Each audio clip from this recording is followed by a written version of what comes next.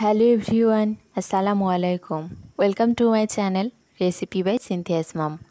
আপনারা সবাই কেমন আছেন? আশা করছি যে যেখানে আছেন সুস্থ আছেন, ভালো আছেন। আমরাও আলহামদুলিল্লাহ আল্লাহর অশেষ রহমতে ভালো আছি। আজকে আমি আপনাদের জন্য নিয়ে এসেছি গরুর ভুঁড়ি ভুনা রেসিপি। চলুন তাহলে দেখে নিই আজকের এই রেসিপিটি।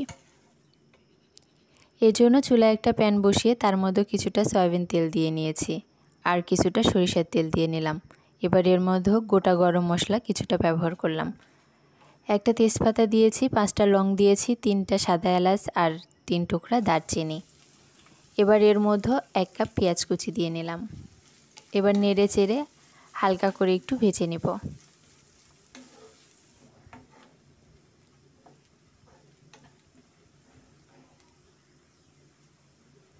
আমার ভেজে নেওয়া হয়ে গেছে। এবার এর মধ্যে স্বাদমতো লবণ দিয়ে নিলাম। জিরার গুঁড়ো দিয়ে নিলাম 1 চা চামচ, লাল মরিচের গুঁড়ো দিয়ে নিলাম 1 চা চামচ, গরম মশলার গুঁড়ো দিয়ে নিলাম 1/2 চা চামচ, ধনিয়ার গুঁড়ো দিয়ে নিলাম 1/2 চা চামচ, হলুদের গুঁড়ো দিয়ে নিলাম 1/2 চা চামচ, আদা রসুন বাটা দিয়ে নিয়েছি 1.5 টেবিল চামচ। এবার সবগুলো মশলা ভালো মতো একটু কষিয়ে নেব। এর জন্য এর মধ্যে সামান্য একটু পানি দিয়ে নিচ্ছি।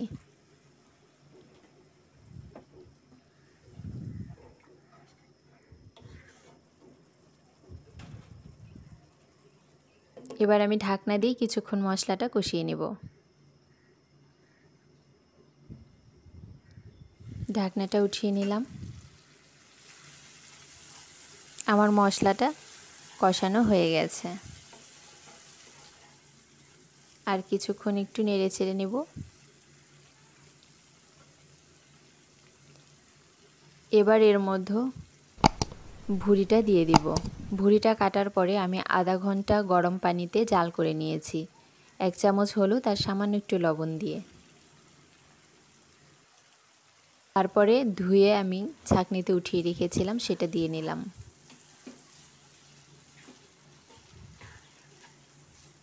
এবার এর মধ্যে পানি দিব না, এই মশলার মধ্যেই 4-5 মিনিট একটু ভুঁড়িটা কষিয়ে নেব। এখান থেকে কোনো পানি বের হবে না, কারণ আমি ধুয়ে পানিটা ঝরিয়ে যাওয়ার জন্য ছাঁকনিতেই রেখেছিলাম, সেই জন্য। মাঝে মাঝে ঢাকনাটা উঠে এভাবে নেড়ে দিতে হবে,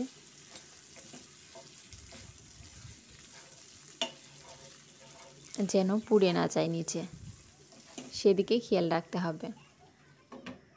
আবার ঢাকনা দিয়ে দিলাম। আবার একটু নেড়ে নিচ্ছি।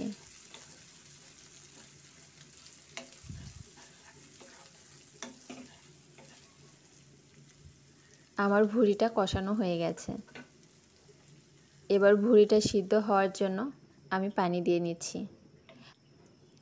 আমি পানির পরিমাপটা বলছি না, কারণ ভুঁড়িটা সিদ্ধ হতে যতটুকু পানির প্রয়োজন ততটুকু পানি দিতে হবে। এবার এর মধ্যে 4টা কাঁচামরিচ আর 8-10টা রসুনের কোয়া দিয়ে নিলাম। এবার আবার একটু নেড়ে নিচ্ছি। এবার আমি ঢাকনা দিয়ে রান্না করব। মাঝে মধ্যে ঢাকনাটা উঠিয়ে একটু নেড়ে দিতে হবে।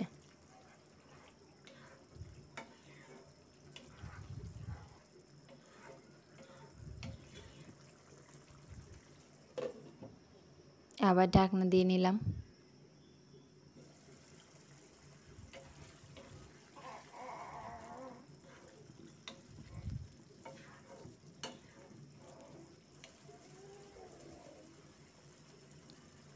এবার এর মধ্যে 1 চা চামচ ভাজা জিরা গুঁড়ো দিয়ে নিলাম।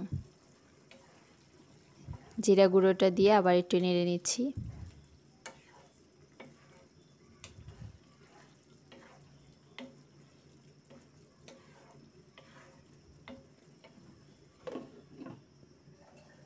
আর কিছুক্ষণ এটা রান্না করে নেব।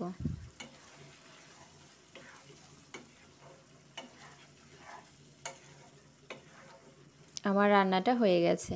এবার নামিয়ে পরিবেশন করব। এর জন্য আমি এখানে একটা প্লেট নিয়েছি, প্লেটে উঠিয়ে নিচ্ছি। আমার আজকের রেসিপিটি যদি ভালো লাগে অবশ্যই একটা লাইক দিবেন, কমেন্ট করবেন এবং শেয়ার করবেন। সাথে আমার চ্যানেলটি সাবস্ক্রাইব করবেন, পাশে থাকা বেল আইকনটি বাজিয়ে দিবেন। সবাই ভালো থাকবেন, সুস্থ থাকবেন। আল্লাহ হাফেজ।